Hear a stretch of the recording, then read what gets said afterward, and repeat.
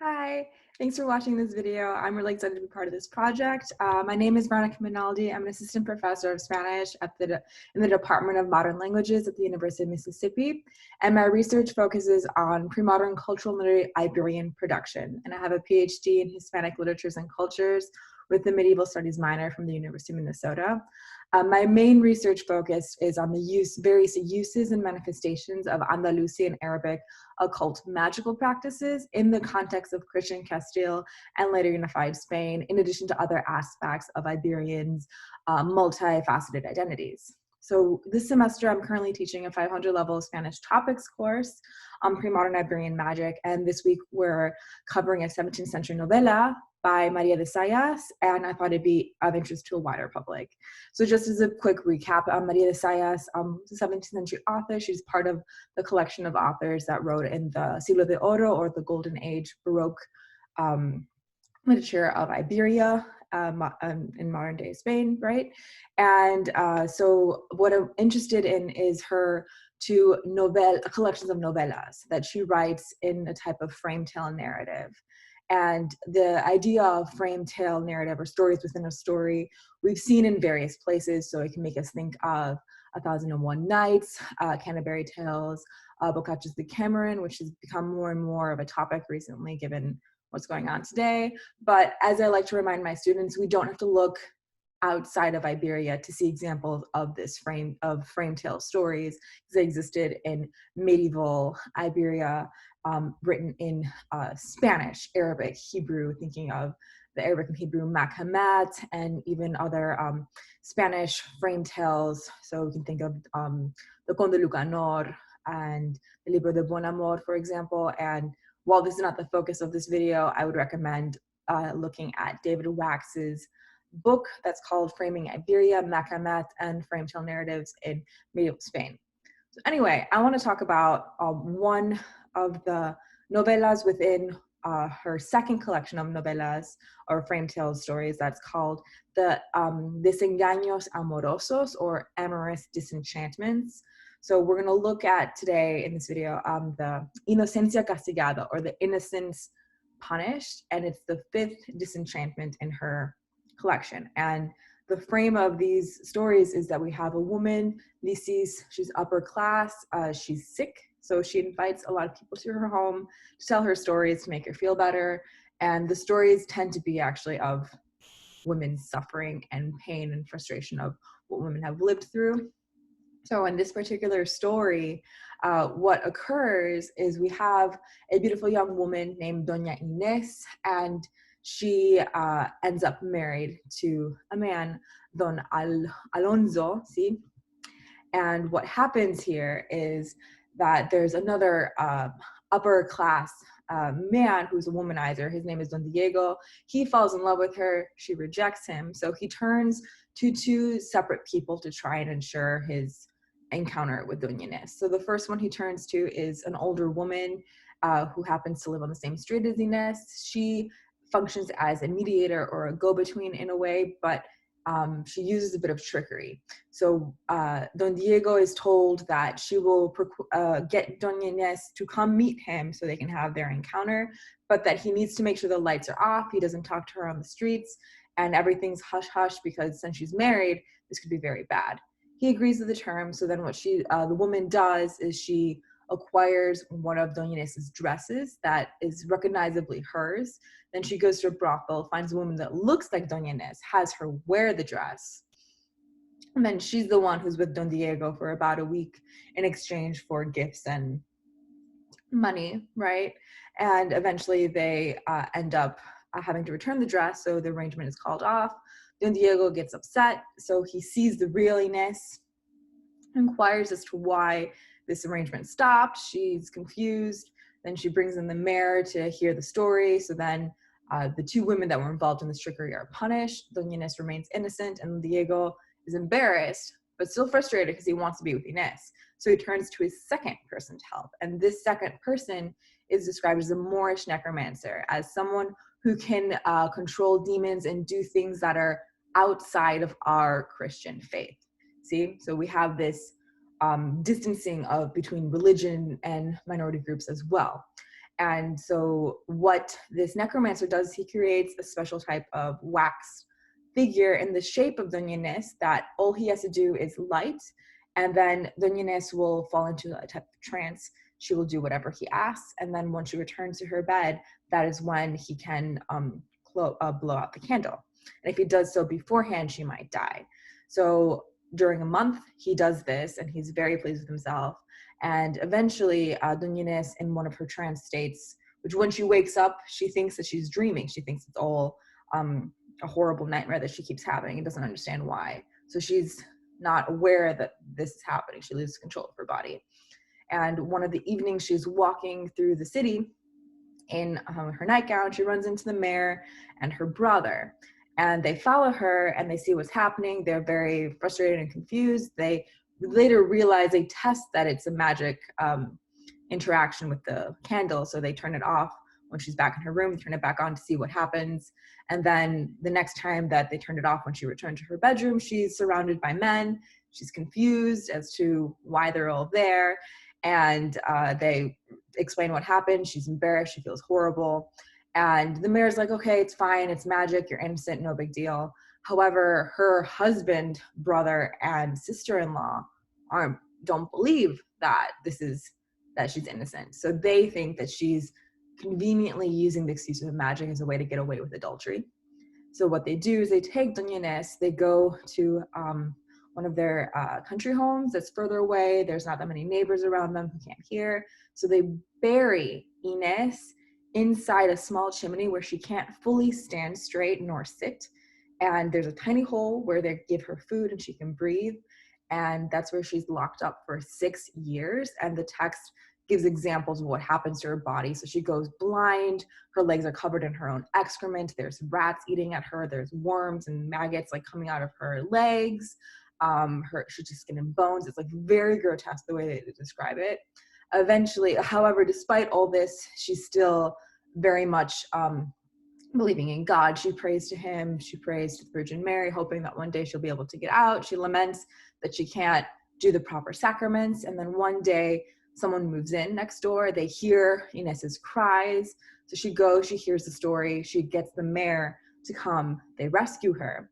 Her family members are put in jail and then eventually hung. And Doña Inés, after much healing, she's restored to her former beauty, but she still remains blind. And then what she does is she enters a convent. So what I like to do with my students is think about 3 points in the story that can produce some discussion. So for example, I like thinking about the go-between. And this is not the first time that we see a go-between character in Castilian literature from the pre-modern period in particular.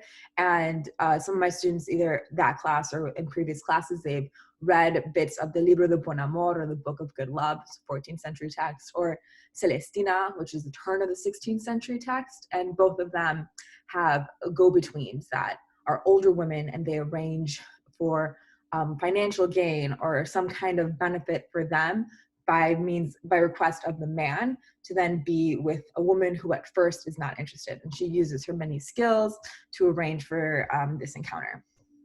So, and it's not limited to the 14th century. You can go even further back in some of the Arabic texts that I talked about, like the Makamat. We have different examples of older women go-betweens. See, and this is not just an Arabic phenomenon. There's also Latin ones, but the point here is it's interesting to have students compare what they see in the 17th century novella with earlier examples, and encourage them to think about what tools is the go-between using. Is she manipulating them through magic, or is it more like her persuasive linguistic skills, or is she taking objects and exchanging them, or blessing an object somehow and making that be what facilitates the encounter? Thinking about like the clothes that she makes the prostitute wear in the novella versus other examples in earlier cases of the go-betweens, thinking about the punishments, motivations, etc.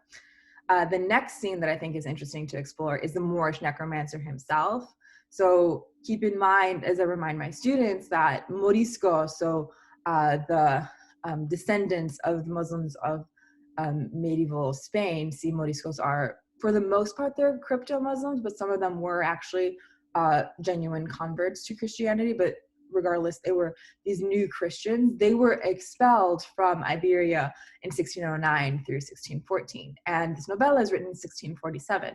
So I asked my students, why do you think that the necromancer has to be described as Moorish? Why put the magic in someone foreign and distant? And what does it say about the continued tensions between the Christians and Muslims within this context, despite the fact that in theory, Moriscos were already expelled by this point? So what's going on here, thinking about this nuance? And then I like to remind students as well, it as all of us do, we bring in our own research into our teachings, and this novella in particular is part of one of the chapters I'm using for my upcoming book project that stems from my dissertation. And I do these comparisons between this novella and grimoires or spell books that were written in Iberia. So the first one that I bring to attention for the students with this text is the Picatrix, which is a 13th century translation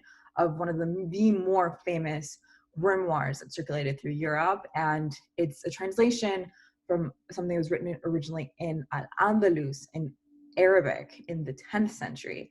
And then it was translated in the court of Alfonso X in the 13th century in Toledo. It was first translated into Spanish, and then unfortunately that translation is lost, but the Latin translation spread throughout. So there's two examples among many others of in the Picatrix that deal with the use of wax, trying to manipulate a woman to do what you want. So multiple times we see you have to create a wax using certain ingredients, then you have to bury it, you do different procedures, and then the woman will have no choice but come to wherever this object is. And she's not conscious of what she's doing. And this appears multiple times throughout the Picatrix, and of course in the original Galleta Hakim. And then as well, since this is earlier 10th or 13th century, depending on which language you're looking at, see the Arabic original or the translation, that's earlier than 17th century, of course. So then I like to bring in Morisco magic as well, which is in the 16th, 17th century. And there are a handful of surviving texts that are written in Aljamiado, which is mostly Spanish, written in Arabic script, but it sometimes uses different languages as well. And there's this one grimoire that it's very large, and it was found buried within the walls of a house in Zaragoza. And it was discovered in the 19th century, and it's called the Libro de Dichos Maravillosos, or the Book of Marvelous Sayings. And within it, there are like thousands of spells. And one that I like to bring attention in comparison to this text is one that does the exact opposite. What it does is it alleviates any love sickness or any bewitchment. And the point of this is that even though it's the exact opposite of what's happening in the novella, it shows that there was this fascination with possible magical intervention in amorous relationships. So then what I'd like to do with my students is to have them try and do a comparison, like look closely at one of these spells and see what things are similar or different in the novella.